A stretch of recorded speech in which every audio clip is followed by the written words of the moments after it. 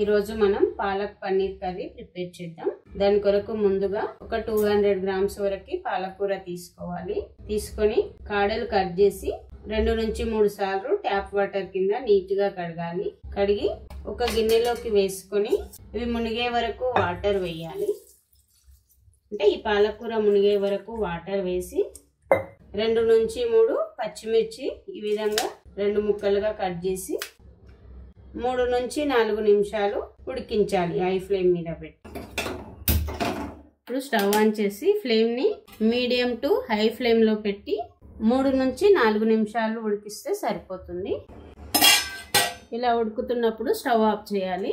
ఇప్పుడు ఈ ఉడికిన పాలకూరను నార్మల్ వాటర్ ఉన్న వేరొక గిన్నెలోకి వేసుకోవాలి. అంటే ఒక గిన్నెలోకి నార్మల్ వాటర్ తీసుకొని అందులో వేసేసుకోవాలి ఈ పాలకూర. ఇలా వేయడం వలన పాలకూర త్వరగా చల్లారుతుంది, అలాగే ఉడకడం కూడా ఆగిపోతుంది. ఇది చల్లారిన తర్వాత దీనిని మిక్సీ పట్టు. ఇప్పుడు దీనిని పక్కకు పెట్టేద్దాం. ఇప్పుడు స్టవ్ ఆన్ చేసి స్టవ్ పైన ఒక కడాయి పెట్టి అది వేడెక్కాక 3 టేబుల్ స్పూన్స్ వరకు ఆయిల్ వేసుకోవాలి. ఇప్పుడు ఆయిల్ వేడెక్కాక 200 గ్రామ్స్ పన్నీర్ను ఈ విధంగా క్యూబ్స్ లాగా కట్ చేసి ఇందులో ఫ్రై చేయాలి. 2 సైడ్స్ గోల్డెన్ కలర్ వచ్చే వరకు ఫ్రై చేయాలి. మీరు కావాలంటే డీప్ ఫ్రై కూడా చేయొచ్చు.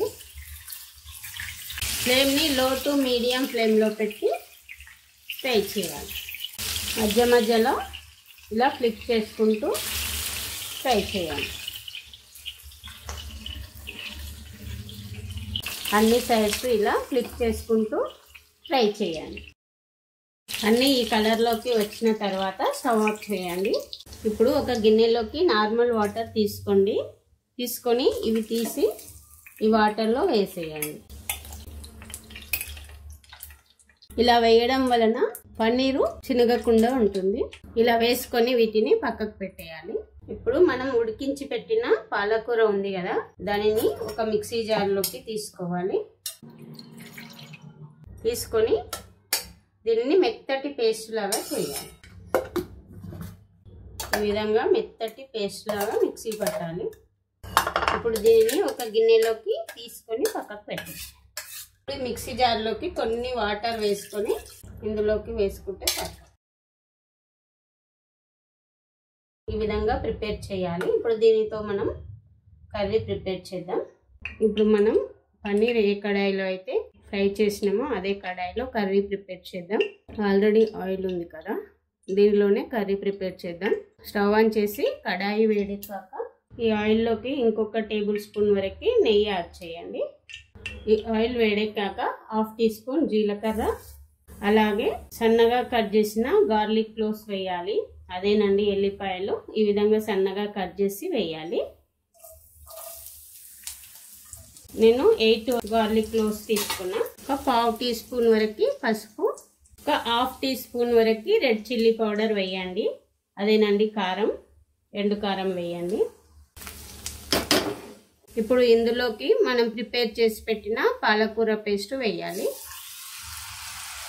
ఒకసారి కలిపి ఇది దగ్గరకు పడే వరకు ఉడికించాలి. అంటే 4 to 5 మినిట్స్ మీడియం ఫ్లేమ్లో పెట్టి ఉడకనివ్వాలి. ఇందులోనే 1 టీ స్పూన్ వరకు సాల్ట్ వేయాలి. పాలకూర సాల్టీగా ఉంటుంది కాబట్టి సాల్ట్ కొద్దిగా చూసి వేసుకోండి. మీ రుచికి తగినట్టు వేసుకోండి. నేనైతే 1 టీ స్పూన్ వేసిన. ఇప్పుడు ఫ్లేమ్ని మీడియం ఫ్లేమ్లో పెట్టి ఒక 5 మినిట్స్ ఉడకనివ్వండి. మధ్య మధ్యలో కలుపుతూ ఉండండి. ఇప్పుడు గ్రేవీ దగ్గరకు పడింది. ఇప్పుడు ఇందులో మనం ఫ్రై చేసి పెట్టిన పన్నీర్ వేయాలి. ఇప్పుడు ఒకసారి కలిపి ఈ గ్రేవీలో ఈ పన్నీర్ని ఒక 2 మినిట్స్ ఉడకనివ్వాలి. ఇప్పుడు ఇందులో 1 టీ స్పూన్ వరకు ధనియాల పొడి, అదేనండి కొరియాండర్ పౌడర్, 1 టీ స్పూన్ జీలకర్ర పౌడర్, క్యూమిన్ సీడ్స్ పౌడర్, ఒక 1/2 టీ స్పూన్ వరకు మిరియాల పొడి వేయండి. ఇప్పుడు ఈ మసాలాలు మొత్తం ఈ గ్రేవీలో కలిసేటట్టు ఒకసారి కలపండి. ఇప్పుడు ఫ్లేమ్ని మీడియం ఫ్లేమ్లో పెట్టి ఇంకొక 2 మినిట్స్ ఉడకనివ్వండి. ఇప్పుడు కర్రీ రెడీ అయింది. లాస్ట్లో దీనిలో 1 టీ స్పూన్ వరకు కసూరి మేతి ఇలా క్రష్ చేసి వేసి స్టవ్ ఆఫ్ చేసుకోండి. ఒకసారి కలిపి స్టవ్ ఆఫ్ చేసుకుంటే సరిపోతుంది. అంతేనండి, పాలక్ పన్నీర్ కర్రీ రెడీ అయింది. ఈ రెసిపీ కనుక నచ్చితే ఒక లైక్ చేసి నా ఛానల్ని సబ్స్క్రైబ్ చేయడం మర్చిపోకండి. ఇంగ్రీడియంట్స్ డిస్క్రిప్షన్లో ఉంటాయండి. Thanks for watching.